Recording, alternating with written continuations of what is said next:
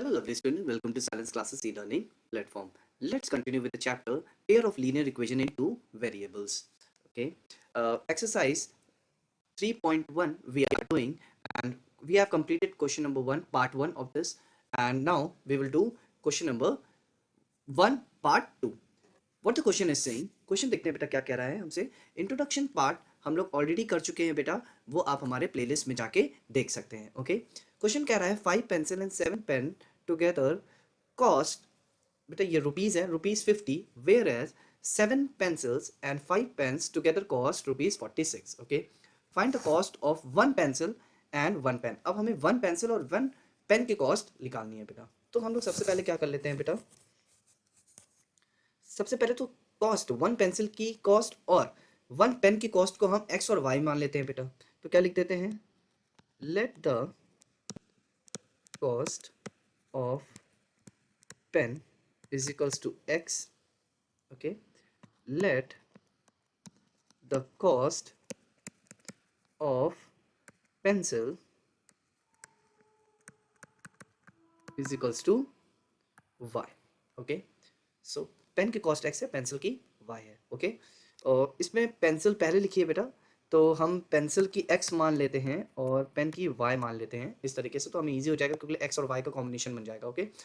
वैसे भी कर सकते थे, इस तरीके से भी कर सकते थे, नो प्रॉब्लम. तो हम लोग लिख लेते हैं x plus 5x plus 7y is equals to 50 rupees के बराबर है.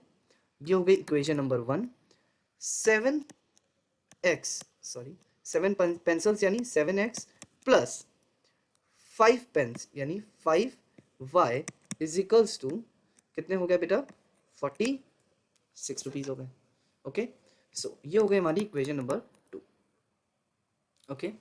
सो अब हम लोग को ग्राफिकली रिप्रेजेंट करना है बेटा. देखिए क्वेश्चन नंबर में क्या दिखा है, ग्राफिकली शो करना है. सॉल्यूशन हमें क्या करना है बेटा, ग्राफिकली शो करना है. तो सबसे पहले ग्राफिकली शो करने के लिए हम लोग क्या निकालेंगे बेटा, x और y की वैल्यूज निकाल लेंगे. x और y की वैल्यूज निकाल लेंगे बेटा. ओके. सो पहले हम लोग इक्वेशन नंबर 1 को लेते हैं. 5x plus 7y is equals to 50. Okay. अब x और y की वैल्यू को हम रखते हैं बेटा. देखिए बेटा, x की हम क्या वैल्यू रखें बेटा, कि इधर जाए राइट हैंड साइड पे जब हम मूव करें तो माइनस होने के बाद, क्योंकि ये दोनों मल्टीप्लिकेशन में है तो डिवाइड हो जाए बेटा. अब देखिए बेटा, अगर हम लोग x की जगह पे 3 रख लेते हैं, x की जगह पे 3 रख लेते हैं, तो x हो जाएगा 3 plus 7y is equals to 50. ये हो जाएगा 15 plus 7y is equals to 50. तो 7y is equals to 50 minus 15, तो 7y इज इक्वल्स टू क्या हो जाएगा 35. So y is equals to 35 upon 7, तो 75 यानी y की वैल्यू क्या आ जाएगी बेटा, 5 आ जाएगी. ठीक है. x की वैल्यू अगर 3 रखी तो y की वैल्यू क्या आ गई बेटा, y इज इक्वल्स टू 5 आ गई. हमारे पास ये 1 बन गया बेटा. अब हम y की वैल्यू क्या रखें कि हम नेक्स्ट वाला, ठीक है. तो देखिए बेटा, y की वैल्यू अगर, क्योंकि y डिवाइड हो जाएगा. अब देखिए y की जगह पे अगर हम 0 को पुट कर दें बेटा, क्योंकि 5 से 50 डिवाइड हो सकता है. ठीक है. तो 5x plus 7 multiplied by 0 is equals to 50 करेंगे तो 7 0 से 0 हो जाता है, तो 5x इज इक्वल्स टू 50 हो जाएगा. तो x is equals to 50 upon 5 हो जाएगा, तो आ जाएगा 10.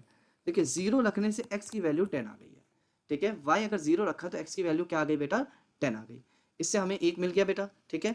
अब दूसरी इक्वेशन हमें क्या कह रही है बेटा, दूसरी इक्वेशन कह रही है 7x plus 5y is equals to 46.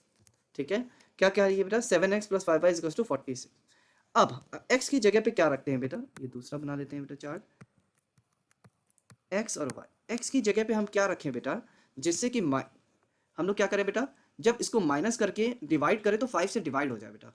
तो देखिए 7 3 जा 21 होता है बेटा. x की वैल्यू अगर 3 रख देते हैं फिर से, तो 7 multiplied by 3 plus 5y is equals to 46. 7 3 जा 21 plus 5y is equals to 46. तो 5y इज इक्वल्स टू बेटा, ये लेफ्ट हैंड साइड पे है, राइट हैंड साइड पे मूव हो जाएगा. 46 माइनस प्लस में है, माइनस में हो जाएगा. तो 5y की वैल्यू क्या हो गई बेटा, हो गई हमारे पास 25. अब y डिवाइड हो जाएगा बेटा 25 से, है ना. तो y is equals to 25 divided by 5, तो 5 5 25. देखिए फिर से 5 आ गया. ओके. अब आई होप समझ में आ गया होगा बेटा.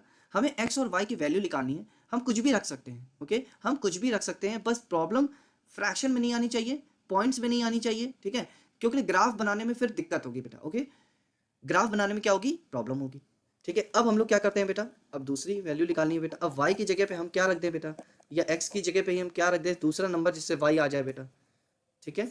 अब देखिए बेटा, अगर हम y की जगह पे 1 रखेंगे अगर बेटा, तो 5 1 जा 5 हो जाएगा, इधर जाएंगे माइनस करेंगे तो हो जाएगा 31, सॉरी 41, तो 7 की टेबल में 41 तो नहीं आता है बेटा। अगर 3 रखेंगे तो 3 5 से 15 होता है, क्या हो जाता है बेटा, 15, इधर जाएगा बेटा तभी नहीं आएगा। 2 रखेंगे तो 2 5 जा 10 हो जाएगा, इधर रख जाएंगे बेटा तो आ जाएगा 10 36, ठीक है। प्लस अगर बेटा यही हम -2 रख दें, देखिएगा 7x + 5 - 2 = 46। -2 रखने से क्या होगा बेटा, माइनस में वैल्यू हो जाएगी तो 56 बन जाएगा, तो 7 की टेबल में 56 आता है। देखिए 7x + 5 2 जा 10 और माइनस का 10 हो जाएगा बेटा, क्योंकि माइनस प्लस माइनस 5 2 जा 10 = 46। अब इसको अगर राइट हैंड साइड पे भेजेंगे तो ये प्लस बन जाएगा, तो 7x = 46 + 10, ओके, 7x = 56। अब देखिए 7 की टेबल में 56 आता है, तो x = 56/7, तो 8 टाइम्स में चला जाएगा, तो 8 आंसर आ जाएगा, ओके। आई होप समझ में आ गया होगा बेटा, क्योंकि हमें क्या देखना है कि नंबर से डिविजिबल हो जाए, क्या देखना है, नंबर से डिवाइड हो जाए बेटा, ओके। तो हमारे पास अब इसको ग्राफ में पुट करते हैं बेटा। देखिए हमें ग्राफिकली रिप्रेजेंट करना है बेटा, ओके, मेथड के थ्रू तो हमने कर लिया है। अब वैल्यू निकालते हैं बेटा इसकी। पहले वाले में x 3 5 है, 10 और 0 है बेटा, 3 5 बेटा, इसको ग्राफिकली रिप्रेजेंट करते हैं बेटा। ग्राफिकली अब हमें फाइंड आउट करना है, तो ग्राफिकली रिप्रेजेंटेशन किस तरीके से करेंगे बेटा, x की वैल्यू 3 है और 5 है, और y की वैल्यू 5 है, 3 और 5 बेटा, 3 और 5, देखिए 3 इस लाइन पे और 5 यहाँ पे है बेटा, तो हमारा एक पॉइंट ये बन जाएगा 3 और 5। दूसरा पॉइंट हमारा है x 10 पे है और 0 पे है, y 0 पे है बेटा, तो हमारा जो x 10 पे है तो एक पॉइंट ये बन जाएगा बेटा। अब इसको हम लोग क्या कर लेंगे बेटा, ड्रॉ कर लेंगे,